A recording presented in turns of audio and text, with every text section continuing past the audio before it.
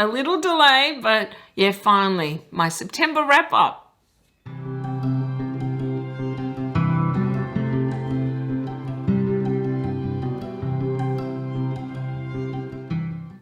G'day to all you lovely people and welcome back to my channel. I'm Kathy and today I'm going to tell you all about what I got up to in September, which seems like ages ago because this video is quite delayed.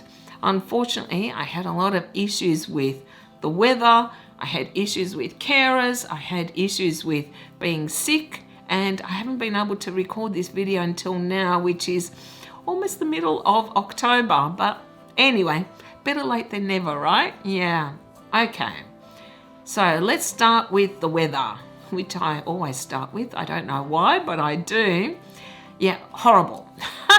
Yeah, that sums it up completely. It has been so cold, or it was so cold in September that it was like, come on, this is spring. We had hardly any nice weather. I think we had like a week where we all thought, oh, you know, the colds are gone and it's going to get nice now. And then it got cold all over again. Yeah, so frustrating. All you want to do is just get out and about and do things in the garden or go out and enjoy the weather.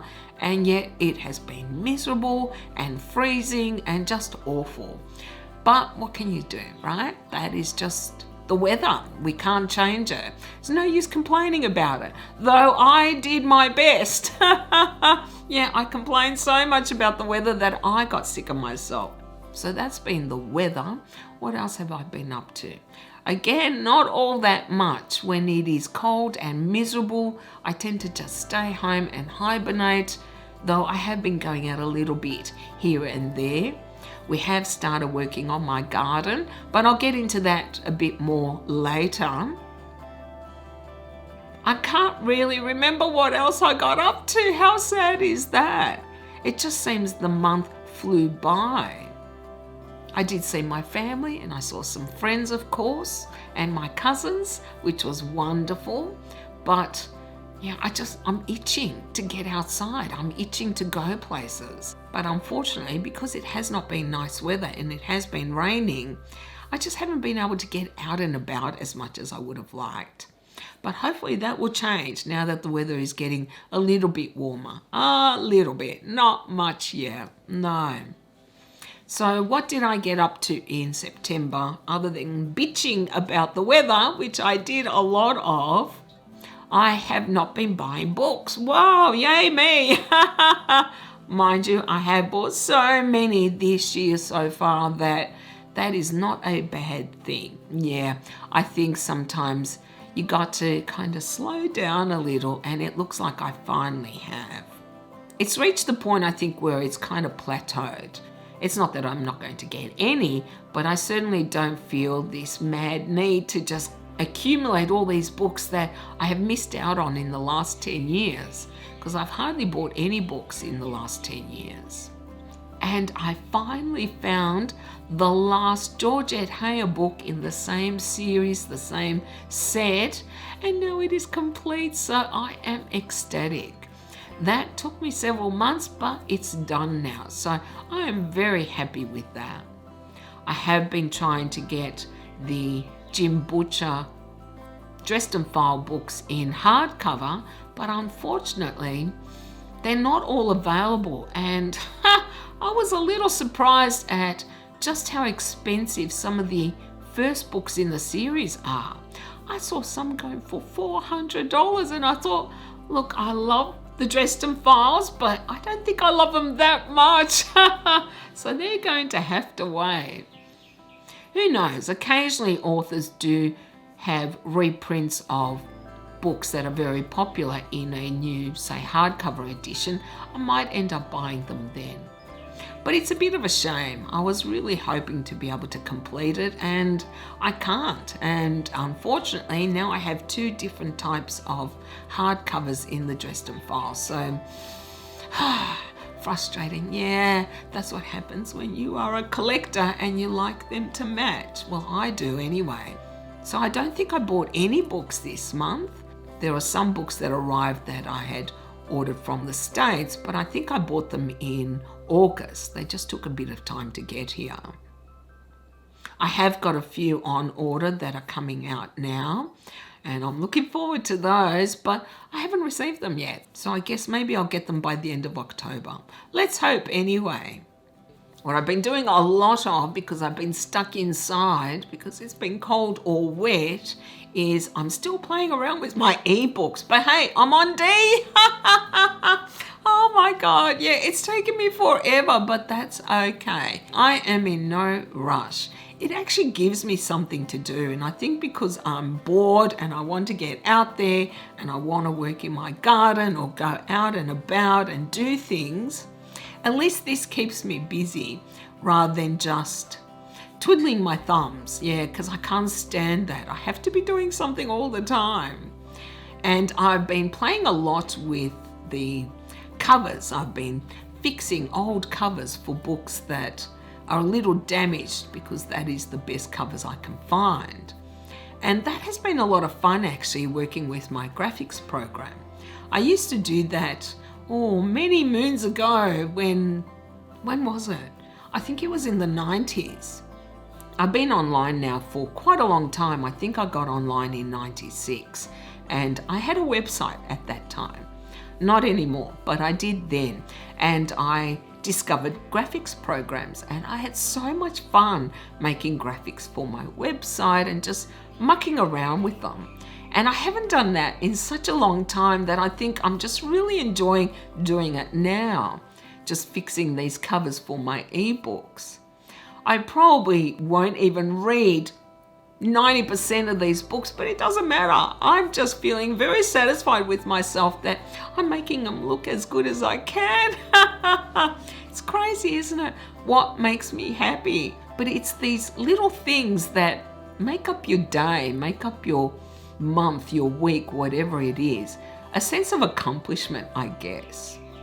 I think it's also something creative, and since I'm not knitting and haven't been doing as much editing or recording because of the weather and other issues, this has been an outlet, I guess, for me.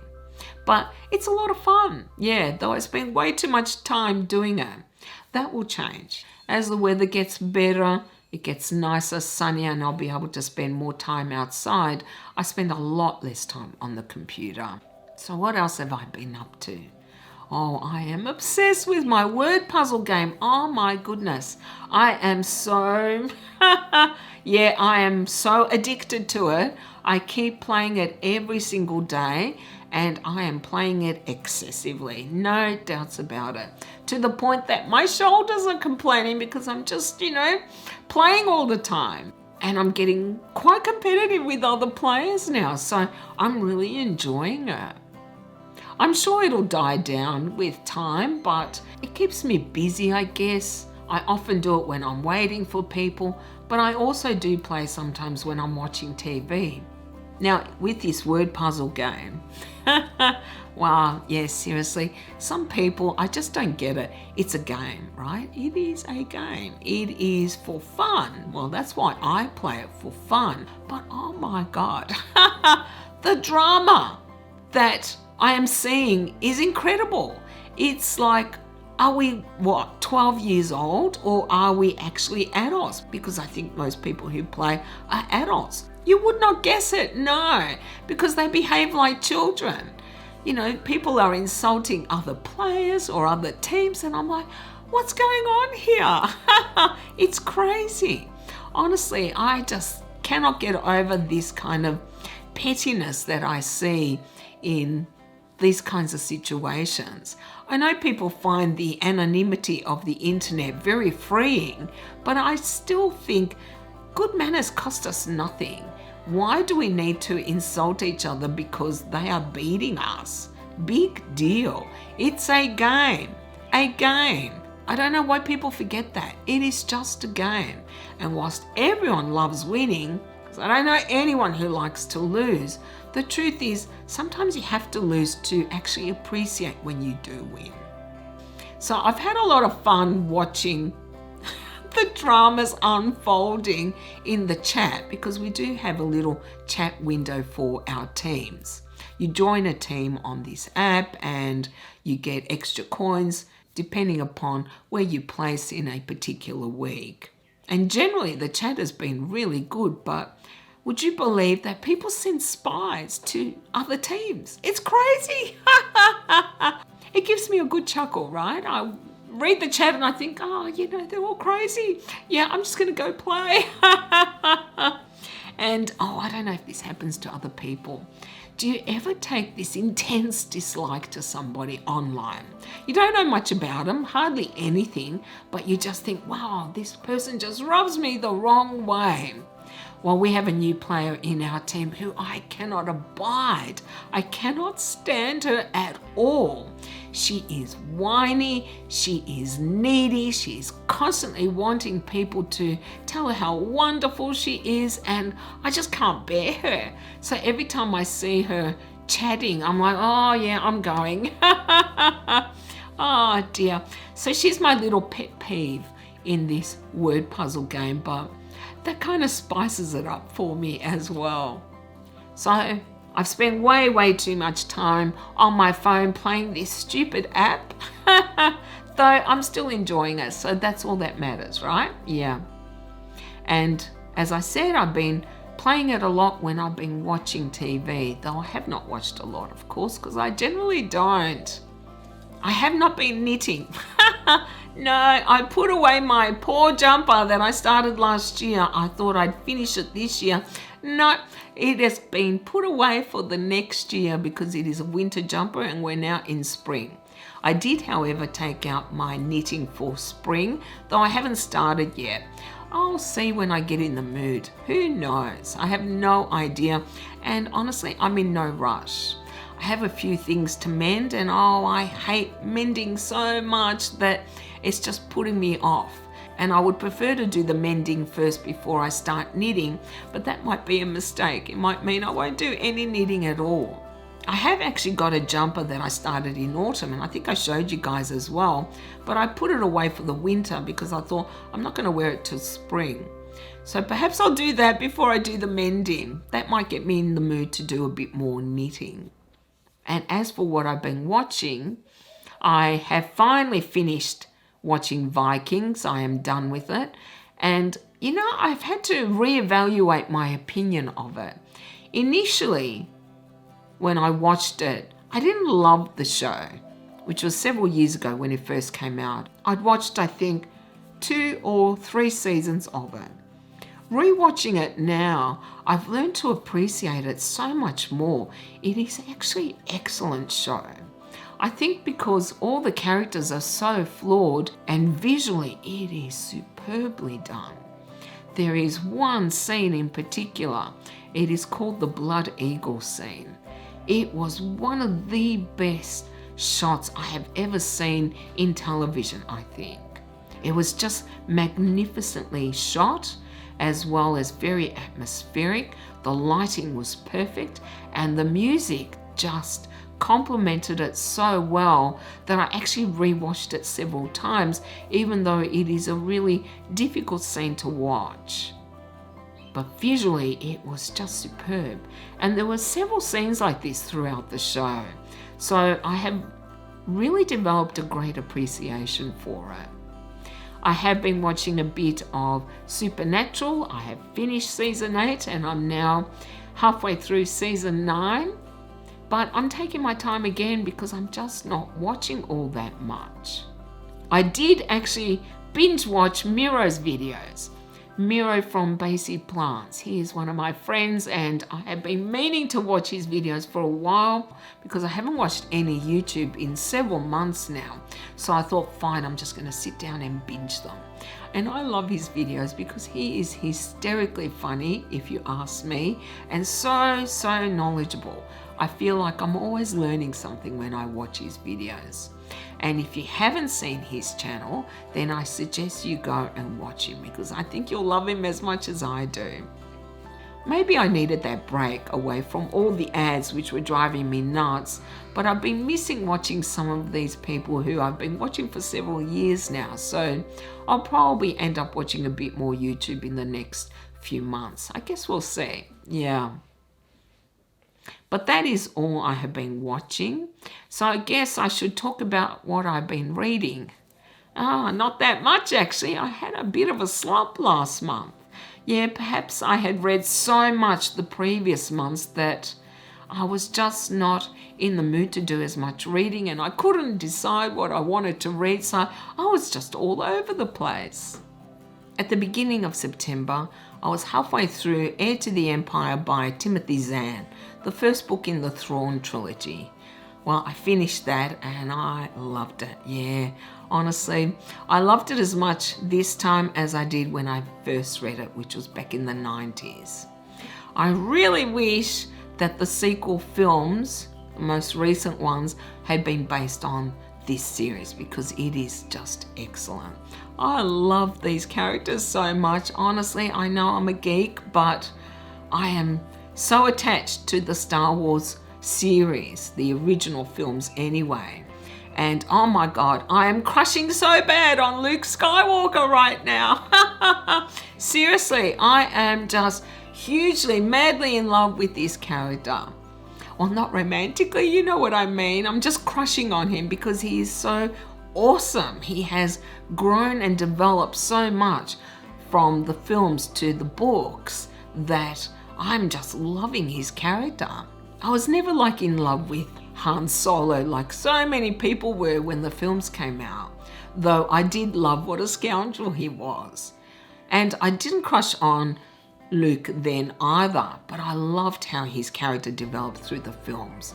I loved that he was a Jedi by the end of the films, and the first book in this trilogy takes place 5 years after Return of the Jedi, and he has developed even more. Oh, I just love him so much. And I'm really enjoying reading how the lives of the other characters have developed too since Return of the Jedi. I thought I was just going to go straight into the rest of the books, which is what I generally do with series. I will go from one to the other because I just want more and more. But I have found that maybe that isn't always wise because then they tend to blur. I tend not to give them enough time for me to savor each individual book. So I thought, okay, I'll leave it for a little while and then I'll read the next book in the series a little bit later. But because it was such a slump month, I don't know what else to call it, where I just couldn't decide what the hell I wanted to read, I still haven't read the second book, though I am intending to read it very, very soon. Again, though, I think I might take a bit of a break in between the second and third one. After that, because I was going through my ebooks, I came across an old Mills and Boons or Harlequin writer from the 80s that I loved when I was a teenager or in my 20s. And I haven't read in a long time. And I thought, I think I might read a few of these. I have been wondering actually if it is nostalgia because I'm rereading the Agatha Christie books, which I read as a teenager. I'm rereading Narnia, which I read as a teenager. So I'm thinking perhaps that is why I'm being drawn to some of these romances because I read so many of these when I was a teenager. I don't know, but it was fun reading them and I did enjoy them. They are such quick reads. I can get through one in 2 or 3 hours. They're just really short and they are fun. And it's a different kind of romance, I think, to the modern day ones. They are quite different and don't really appeal to me. Perhaps I'm liking them too because they seem a bit more realistic, though that's debatable, but the characters are more relatable because they're just everyday people. They're not all princes or sheiks or billionaires or famous models or actors, which it seems many of the current Harlequin romances seem to be. It just, I think, raises such unrealistic expectations in, let's be honest, mainly young girls who are going to be reading these when they are teenagers, just like I did. And I think the older ones, they are not as bad as that. Though of course there are some that are just, I wouldn't even bother. But I have a few favourite authors who I feel very nostalgic about, and Catherine George was one of them, which is why I thought I'll read 3 or 4 of those, though I can't remember which ones they were now. And after that, I read Force of Nature by Jane Harper, an Australian murder mystery writer. Now, this is the second book of hers I have read. I read The Dry as well, and she is a very good writer. She is excellent at creating atmosphere in describing, say, the drought conditions in a small country town in Australia, or describing a forest in Australia, but I think she sucks at the murder mysteries themselves. The premise of Force of Nature is a corporate retreat in the Australian bush that goes horribly wrong. One of their members goes missing. This group is divided into 2, men and women are separated, and they have to go through several checkpoints through the Australian bush at one of the forests. I really liked how she described the bush, but wow, I disliked all of the characters. I seriously did. We don't really see the men because the issue is in relation to one of the women. And Aaron Falk, who is a federal police officer investigating financial crimes, I think, he is involved in this, which I found just ludicrous. Apparently, one of the members of this group was a whistleblower in relation to this corporation, and that's why he was in this investigation, or part of this investigation.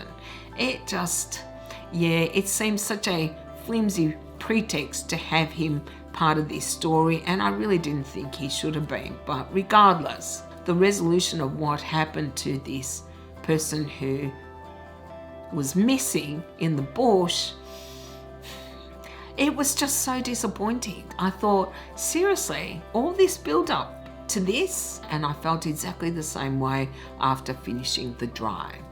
I just don't think her forte is the murder mysteries. So unfortunately, I didn't like the book all that much. Though I like the writer's style, so I will continue to read some, and hopefully she will improve in her actual mysteries, because I think that's where she's lacking. Let me know if you have read any of her books and what your opinions are on that. I did start The Master and Margarita by Bulgakov. I think that's his name. That was going to be my classic for the month. I've read about halfway, and I am finding it a bit slow going, and whilst I'm enjoying it, I'm not loving it, but perhaps that was also because I am in this kind of reading slump. This is a book that came out, I think, during the Stalin era, which was surprising because it is a satirical take, I guess, on Russian society and Stalinism and repression, etc. And because I was in that kind of mood where I just didn't know what I wanted to read, I put it aside and I haven't finished it yet.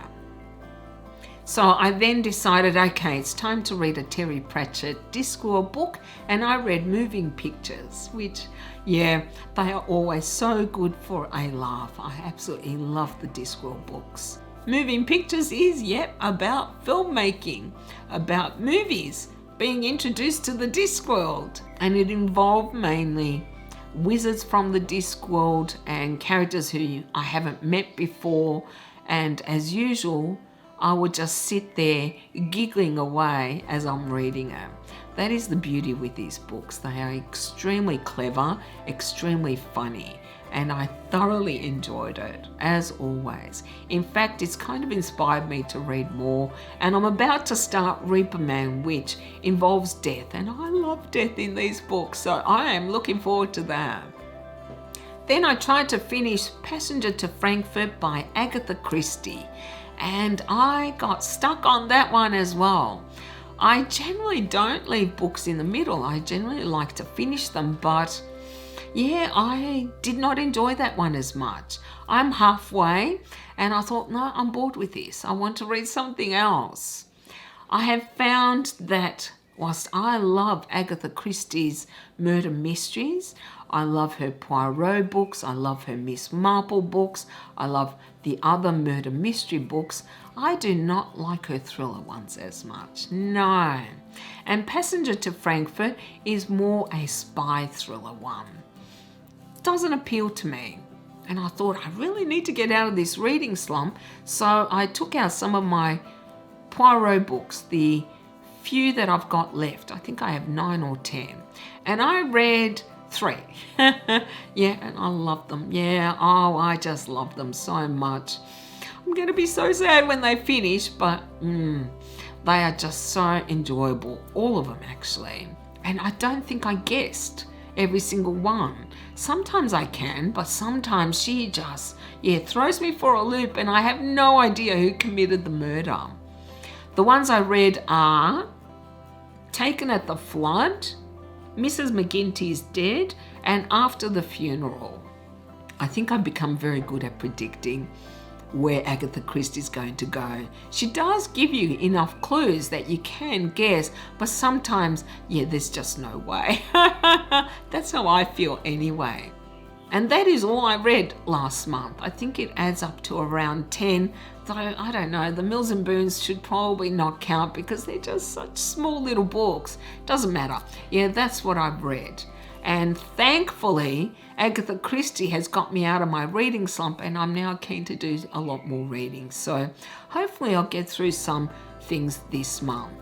And for anyone who is reading along with me, I still have not started The Magician. So there is going to be no rush for that if you haven't finished it, because I don't know if I'll get through it before the end of October, but hopefully I will. And if not, well, if it takes an extra month, it takes an extra month. Though that is on my list to read very soon. If you've noticed it's gotten darker, it's because it's overcast and I think it's going to rain again. Oh, it has not stopped raining the last few days, and very heavily too. Okay, so what I have done mainly in September was look after my plants. I have spring fever. Yeah, I definitely do. I'm just champing to get outside, spend time in my garden and do some potting and get some baskets organized and get new plants. And I have done all of that. Yeah, I got a new gardener who is marvelous and I absolutely love him. He has cleaned up my garden because I did not touch it over winter, but he has done some excellent work in clearing it up, getting rid of weeds, and he's put up some trellising for me as well. We fertilized everything with actual manure.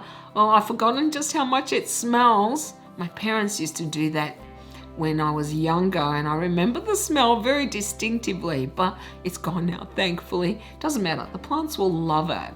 Yeah, and my garden is just coming to life and just looking so good right now. Though several of my plants have died, so I'm going to have to replace them. I'm still waiting because it hasn't really warmed up yet, and I think until it does, I don't know what will come back and what won't. So I'm holding off buying many plants for the garden until I can see exactly what's going on in there. I haven't been able to do my outdoor pots because it just has not been warm. So I thought I'll just wait until it gets a little bit warmer. And really there aren't a lot of spring and summer plants available right now, like annuals, etc. I have a lot of perennials, but I do like to get a few not very expensive annuals, usually seedlings, and then just let them go to town over the warmer weather. But they're not quite available just yet. Yeah, in the next few weeks, I think there'll be a lot more plants that will bloom their heads off for the next 4 or 5 months. And I have been doing a lot of repotting of my indoor plants because I have so much potting to do. Again, it's only been as necessary because the weather is just shockingly cold. And where I pot in the garage, it gets really cold, but we are slowly getting through them, which is good. And I think I have definitely got spring fever because I have been buying new plants for indoors. But I'm not going to show you those today. I'm going to do a separate video on that. So you can expect to see that sometime soon anyway. As for how my plants are doing, yeah, pest season. Yeah, who likes pests, right? I have found pests on at least 3 or 4 plants. Yeah. It's been horrible, actually. I thought, come on, it's not even warm and I've got pests. It's not fair. But anyway, what can you do? That, unfortunately, is the price we pay for having plants indoors. You do get pests on occasion. But boy, they came really quick this year. Or maybe I'm just getting faster at spotting them. I'm going to start with my red vein Maranta, my beautiful, stunning red vein Maranta, which was huge. I don't know what went wrong with this poor plant. It started curling all of its leaves, and I thought, must be pests. So I've checked her over and over and over again, and I couldn't spot any pests. So I moved her. I thought I'd give her brighter light. She didn't like that either. So she's been moved here, there, everywhere. I repotted her. I thought maybe she needs more space, and she had a lot of roots, so it was necessary because she was huge. But she didn't recover. She lost all the leaves that had curled. She brought out a few new leaves. They all died, and she is down to 2, which look pathetic, and I expect she's going to die on me. Broke my heart. Wow, this one stung more than any other because she was magnificent. I loved this plant so much that I can't bear to see her. I really want to cry every time I see her. What can you do? What can you do? Unfortunately, these things happen. I do think she might have had a pest that I just wasn't able to spot, but I'm still a little baffled. I can only assume it was a pest because there was no other issue with her. I'm going to replace her. I kept her alive for 2.5 years and she thrived. So I know I will have success with the next one, I hope. But yeah, I'm just heartbroken that I have lost her. Because I think I have. Yeah, I don't think there really is much room for optimism, though.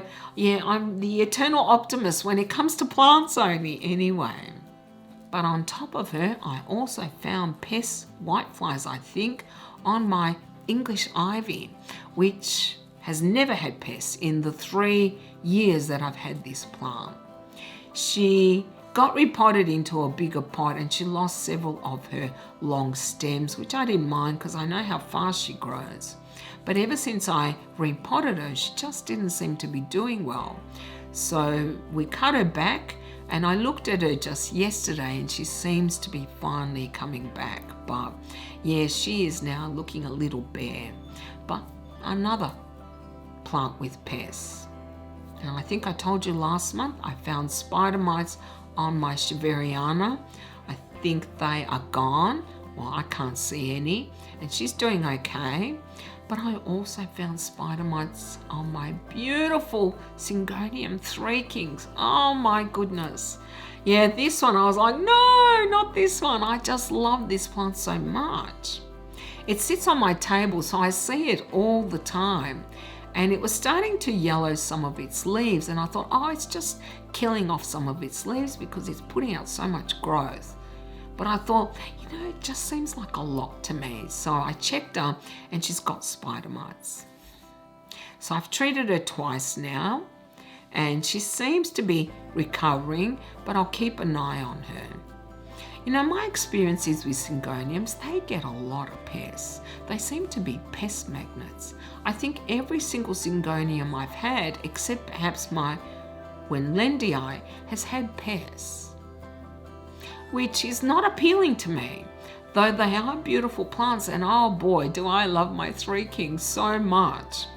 If she gets any worse, I think I'm going to take some cuttings so I can at least try again, but hopefully she'll recover after being treated. I'm very successful with white oil. Don't ask me why, but I am. I suspect I might find some more pests because, wow, it's very early in the season, but so far that is at least 4 plants that have got pests.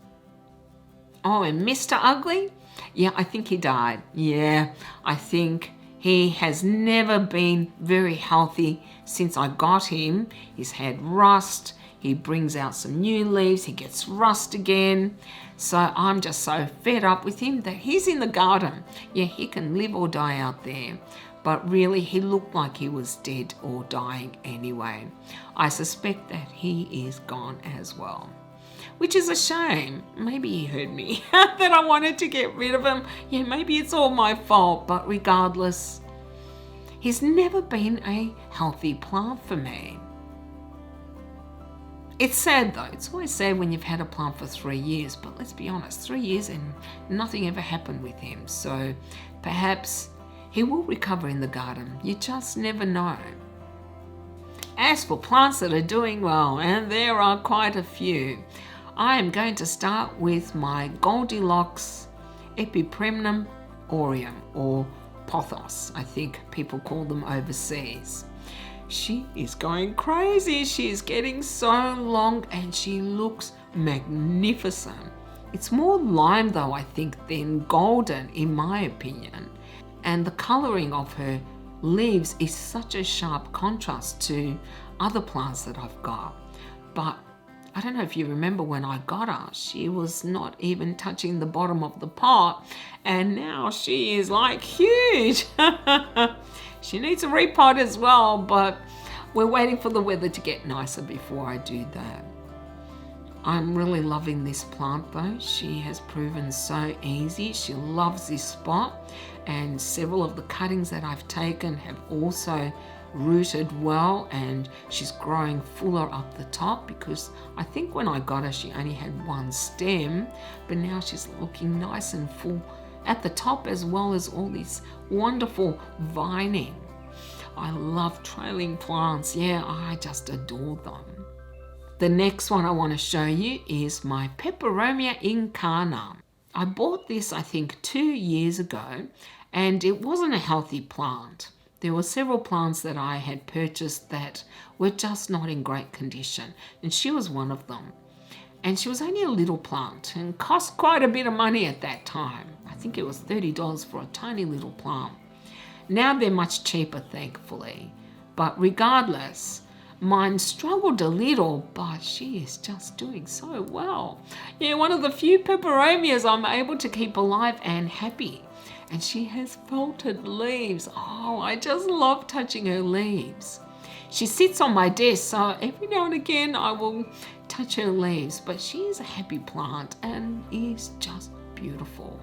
I don't know if the camera will capture her colouring. She is a very dark green, grey green, and that pubescence on her leaves is a very light shade, so it makes her colour look a little bit lighter than it actually is. Regardless, she's gorgeous and I'm so happy she's doing so well. And finally, I'm going to show you my Hoya herscheliana. I know that this one is apparently difficult to get or costs a fortune, which is ridiculous because she grows like crazy for me, and she has put out so much growth that I just have to show you. I bought her at the same time that I bought my Crimson Princess, which was really the one I was after, but I'm going to confess I have become a complete convert and I prefer the herscheliana because she is just stunning. She gets that sun stress, so some of her leaves get this pink blush to them, and they have this border of green, I think, and then this lovely kind of pale lemony colour. Oh, she is stunning, but just look at her. She is just bushed out so much and has got so many vines now, and I just can't get over how much she has grown. And honestly, considering she grows so fast and so well, I think it's ridiculous that people are charging like $28 for a little cutting. It's crazy. But you can understand why I'm obsessed with her, because she looks so gorgeous. None of my Hoyas have flowered though, and apparently the Herscheliana can, so I'm hoping perhaps I'll get some flowers on at least one of my Hoyas. Now, of course, a lot of my other plants are doing really well as well, but I'm only going to limit myself to those 3 for now. That is all I have for you guys today. I thought this was going to be a short video, but like usual, I just ramble and ramble. And now I'd like to hear what you guys got up to in September.